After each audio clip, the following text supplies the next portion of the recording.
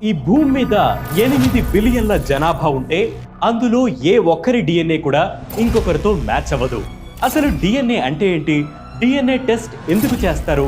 Criminal కేసుల పరిష్కారంలో దీన్ని ఎలా ఉపయోగిస్తారు? ఇప్పుడు తెలుసుకుందాం.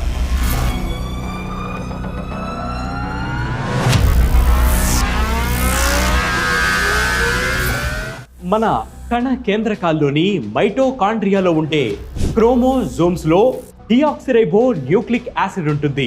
దీన్నే డిఎన్ఏ అని కూడా అంటారు.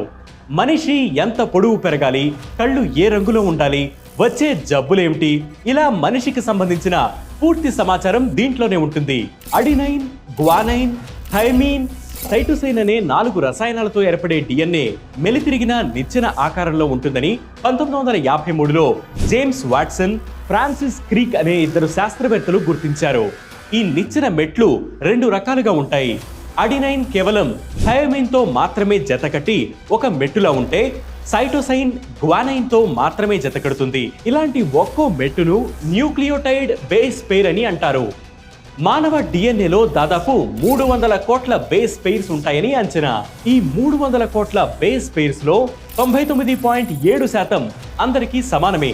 మిగిలిన బేస్ పెయిర్స్ లో ఉండే తేడాలే ఒక్కొక్కరిని ప్రత్యేకం చేస్తాయి. బిడ్డకు తండ్రికి మధ్య ఉండే పోలికలు 50% కంటే ఎక్కువగా ఉంటే, తోడబుట్టిన వారి మధ్య 25% నుంచి 75% వరకు ఉంటుంది.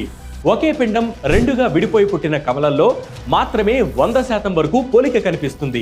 అందుకే మాతృత్వ పితృత్వ వివాదాలు, క్రిమినల్ కేసుల పరిష్కారానికి, గుర్తు తెలియని మృతదేహాలను గుర్తించడానికి, ఆసుపత్రుల్లో నవజాత శిశువులు మార్పిడికి సంబంధించిన వివాదాలను పరిష్కరించేందుకు డిఎన్ఏ టెస్ట్ చేస్తారు. 1985లో తొలిసారి భారతీయ న్యాయస్థానాల్లో డిఎన్ఏని సాక్ష్యంగా పరిగణించారు.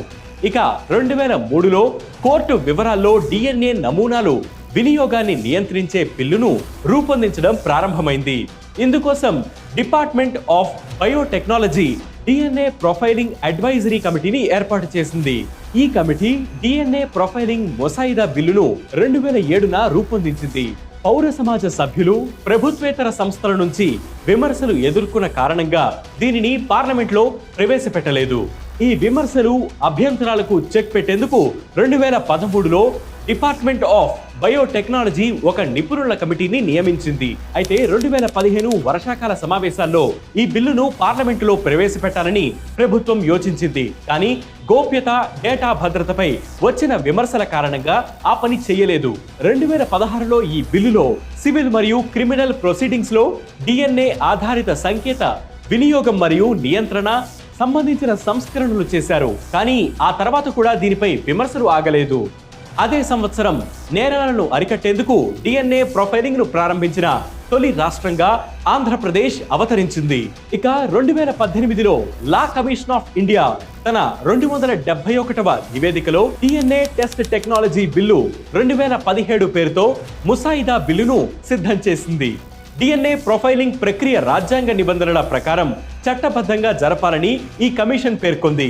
2019 జనవరిలో లోక్సభలో ఈ బిల్లు ఆమోదం పొందింది. అయితే విపక్షాల మద్దతు లేకపోవడంతో రాజ్యసభలో ఆమోదం లభించలేదు. డిఎన్ఏ ప్రొఫైలింగ్ విషయంలో international society for forensic genetics ISFG ఏర్పాటు చేసిన డిఎన్ఏ కమిషన్ కఠినమైన మార్గదర్శకాలను జారీ చేసింది. భారతదేశంతో సహా అన్ని దేశాలు ఈ మార్గదర్శకాలను అనుసరిస్తున్నాయి.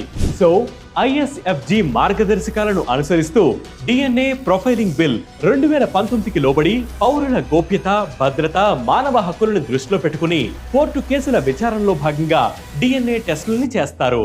ఇలాంటి ట్రెండింగ్ వీడియోస్ మరియు ఎక్స్ప్లెయినర్స్ కోసం వెంటనే వెటు న్యూస్ తెలుగు యూట్యూబ్ ఛానల్ ని సబ్స్క్రైబ్ చేయండి. దాంతో పాటు వెటు న్యూస్ యాప్ ని క్లిక్ చేయండి.